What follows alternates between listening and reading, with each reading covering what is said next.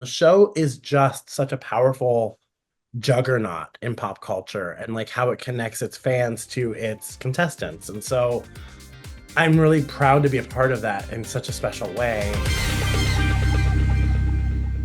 All right, today we got with us the wonderful Nina West. Hello, how are you? Hello, I'm so good. I'm coming to you from a sunny hotel room in Burbank, California. Ooh, beautiful.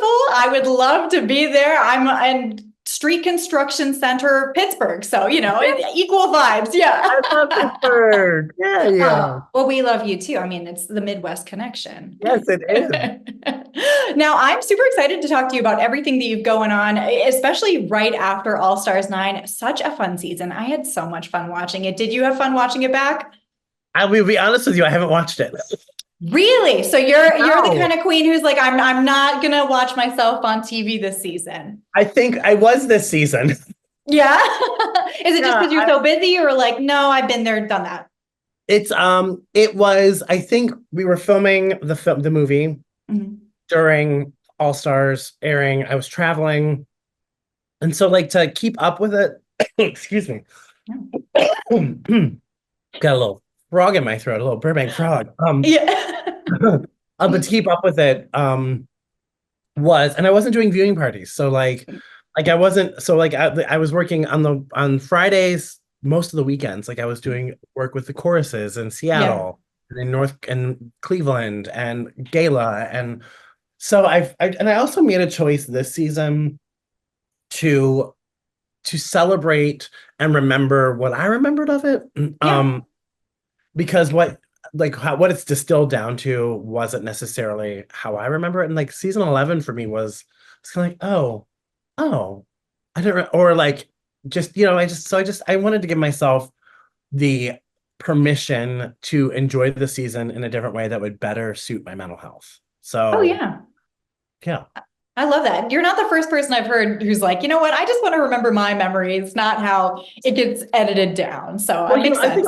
I think I'll eventually watch it. I Mhm. wasn't in the space to really Yeah. watch it, to be quite Yeah. honest. It just wasn't, like I was just not there. And so maybe I will be, Yeah. but But who needs to schedule that for now? You've got a lot going on. What's it been like getting the reaction from fans though? Because I know you had so many performances that I was gagging over. The Rusical, like, come on, that was great. thank you. Yeah, it's been fabulous, to have something that you like love so much and that you really put a lot of your like heart and soul into, really connect with somebody all over the world and have them, I think maybe feel a little agency or to feel like they've been seen or feel like they can relate to you in some way or another. I mean, that's really powerful. And the show is just such a powerful juggernaut in pop culture and like how it connects its fans to its contestants. And so I'm really proud to be a part of that in such a special way. And to have this All Stars also be about charity and to have fans Yes. hopefully see that they too can get involved and do the things that we did on the season. Sure, maybe not do a runway for charity, but like Yeah. you could, go volunteer for the ASPCA in your local community, or for the ACLU, or for the Trevor Project, or for, or you could give $5 here or there. So the idea of inspiring a new generation to give and the importance of giving, I think was what spoke to me the most and also what brought me back to the show. Of course, because drag has always been such a big part of activism and this community organizing. Did you want to send a message? I mean, it sounds like you're telling people that to become involved in their own communities and kind of step out in that way. Yeah, I think, well, drag innately in its own history and its structure, I think is, kind of at that point, that crux of community, entertainment and activism, all kind of like queens, kings, we wear a lot of different hats. Entertainers in the community wear a lot of different hats. And so, or wigs or whatever. But Yeah. no, that's called on us intrinsically, I think, as an art form, right? The act of drag is political, just by putting it on and wearing the clothes of a different gender is political. And so you can't escape that. So that's so like how that works into a conversation, the type of queen you are, like it all kind of goes hand in hand. And while someone might actively think that they're not engaging in that discourse, the act of doing drag puts you in the middle of that discourse anyway. So, Yeah. so like, so you can't really escape it, whether or not you as the artist have no commentary on that side of it, because you're Yeah. still actively engaging in the discourse of it all. And so long answer, longer, I guess, would be that, I think that because the fans are so young, and having them watch us engage in this, in these 12 weeks of exercises that are really, well, it's all fabulous in the world of RuPaul and Drag Race and kind of the formula they've set up. It's also saying, hey, remember, we're doing this for charity. Each queen is picked an organization. Each queen is fighting for something that's bigger than themselves. And what a message to deliver in an election year, what a message to deliver to young people who oftentimes feel disenfranchised, who oftentimes don't feel like their voices matter or no one's listening to them. I think this all serves wonderful ways in which it amplifies that message of saying, you matter, we hear you, get involved, you make a difference. Here are some fun ways that we did it. You should do it at home. Absolutely. And you raised so much money for the Trevor Project just on the show and on Instagram too. You've got this t-shirt partnership too. Tell me a little bit about what the organization means to you and how it means to fundraise for them in such a significant way. Yeah, first of all, Trevor has been an organization that I have worked with for many years prior to this run on All Stars. It did not exist when I was a young queer kid. I did not have the opportunity to have a hotline to call, but Trevor offers a 24/7 hotline, and you can call, you can message, there are so many different ways to get in touch. You can also reach it through 988. And so if you call the suicide emergency hotline, you can be patched through to a Trevor operator through that regard as well. So the selection for me to work with them also was a no-brainer because of the work that I do with families and LGBTQIA+ youth already. And so I was just really honored to work with them and to solidify and stand by that message that queer youth deserve to grow up. They deserve to grow up and have equity and equality and access, and they deserve happiness. Not that they should dream of it, not that they should one day hope of it, but they should receive it. And we should surround them with love and every opportunity. And so when I partnered with 𝐒𝐲𝐻, which is a local Columbus brand, but it's a global apparel brand that's based in Columbus, Ohio, who just finished doing a huge project with Ryan Reynolds and Hugh Jackman for Deadpool, and who just finished a huge project with the 𝐏𝐿̓se brothers. And so obviously next in line, Nina West. Yes. That's weird, right? That's like kind of funny. I've partnered with them in the past, and I have a great relationship with the founders of 𝐒𝐲𝐻, and their whole apparel brand and their whole philosophy is we're paying homage to the greats, right? Celebrating these great the wonderful sports greats, these incredible athletes who've done tremendous things, and their partnerships over the years do that. Larry Bird, LeBron James, all of these incredible pro athletic franchises.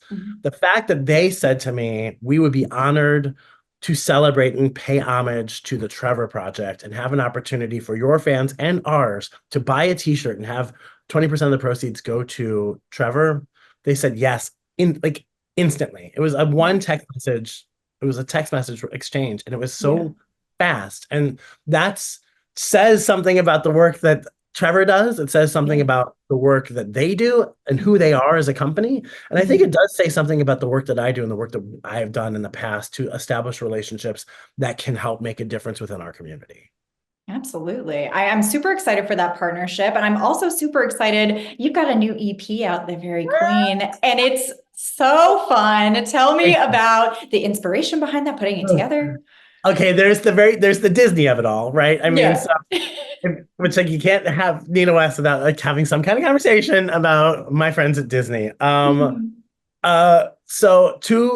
two of the songs were written, three of the songs were written during the pandemic, two of which were specifically written with the direct inspiration of kind of this magical experience that I have felt at Disney.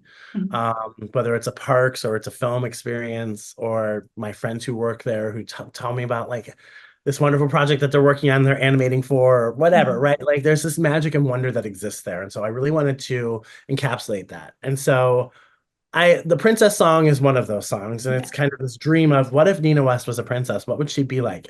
I mean, she's clumsy, she's goofy, she's just really awkward. And the song embraces that awkwardness of this idea of Nina West as a princess, Mhm. but then it also does this little patter at the end where it goes through all of, the Disney canon through, wonderful turns of phrase and celebrates some of my favorite princesses like Elsa and Merida and I mean Sleeping Beauty and stuff. I mean, like it just if you listen to the words, you're like, oh wait, and that's and that's and that's and that's and that's. And then You Are the Dream is a song that was if I had this dream that Todrick wrote a parade, and I was like, I want to write a parade. I want a fireworks song. Todrick can do it. I can do it. And that's what that is. I mean, like Todrick Hall is a friend of mine, and to watch them put into the ether what they want and unabashedly go for it and feel no shame for claiming what's theirs and owning like who they are, that's inspiring to me. And when I saw Todrick's parade at Disneyland, I was blown away. The Oh, music is yeah. so good. The parade is fantastic. And I was like, I want my own fireworks song. I'm going to write one. So You Yeah. Are the Dream was the impetus of that. But then when I went on Drag Race, Markaholic, who's my collaborator on all of my music, um, we retooled the song to actually kind of be a bookend of what my experience was. Mhm. So, like, if you look at my promo look, it's the Blue Fairy. Well, no, Yeah. my finale gown is the Blue Fairy, and my promo look for the ad is the Wishing Star, and it's all one story. And then the song kind of tells that story, which is really meta and weird and a little bit more deep and a lot more intentional than anyone's ever going to put on it because it's just a really fun song. Mhm. That 2 minute song is really about that. And it's about my experience coming back to All Stars, and it's about never giving up on your dream. And I got a lot of dreams and I'm not going to give up on them. And thanks to the platform of RuPaul's Drag Race, I've been able to grab onto some of those things and run with it. And that's all I'm trying to do here. And again, the EP, I mean, I could tell you all about I could Yeah. go on for days about the EP, but there's also the song I did on the show called It's Giving, Drag is for Everyone, which is Yeah. a really fun song that's Tony Award inspired. Another kind of a variation of a patter song. And then the all-time patter song of all patter songs, which is Modern Major General, which Yes. a parody to it called The Very Queen, and it features every queen who's ever walked through the workroom of RuPaul's Drag Race. I saw someone on YouTube call it the "We Didn't Start the Fire of Drag," and I really like that. Oh my God, I'm Billy Joel. Start calling me Yeah. Billy Joel. This guy just called me Billy Joel. That is so fun. I gotta know, do you know the lyrics just going through no prompters? Because there's a million of them. I am the very keeper of the Dragons cartographical life information, Dragoncal and royalty fantastical. We started off with BBJ fantastical. Pork chop so impractical. Then on to Raven, Tyra, Jessica, and Juju. Be the Queen of Scotland, MBB, and Tatiana's poetry. I do know it. I'm working on it because I have to do it live. I was gonna ask.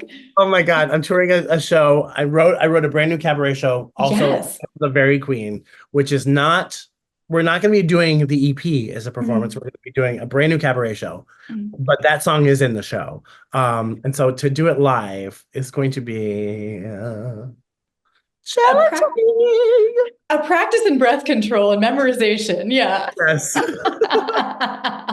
Well, I'm super excited for that show too. It's a brand new cabaret show. What was the inspiration behind that other than just, getting out there and showing people your talent?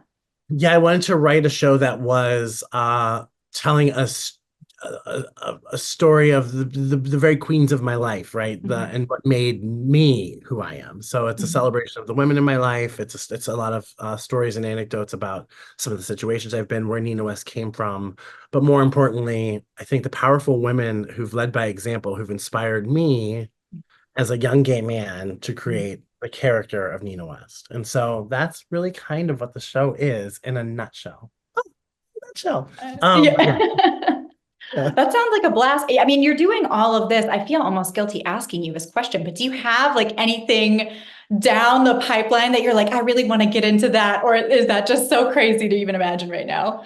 No, that's my brain focus works on like the former. I am Mhm. literally constantly thinking about what's next. So it's Yeah. like I've got one hand working here while I've got this hand working here and 17 different eyes looking this way, trying to figure out what's next. I just wrapped on a movie called Queens of the Dead, which will Mhm. come out next year. It's got an incredible all-star cast of 𝐏𝐶_Spivey, Katie O'Brien, Dominique Jackson, Cheyenne Jackson, Margaret Cho, to name a few.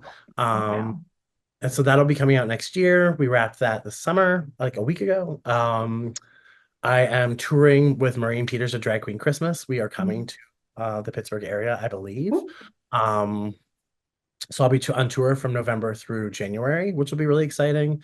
And then the new year promises to have some really exciting, big announcements that are probably some of the biggest that have ever happened in my career. And I'm excited to see that all play out. So, Oh my gosh. so can I be Ending us any with the more tease. mysterious and not say anything else other than stay tuned?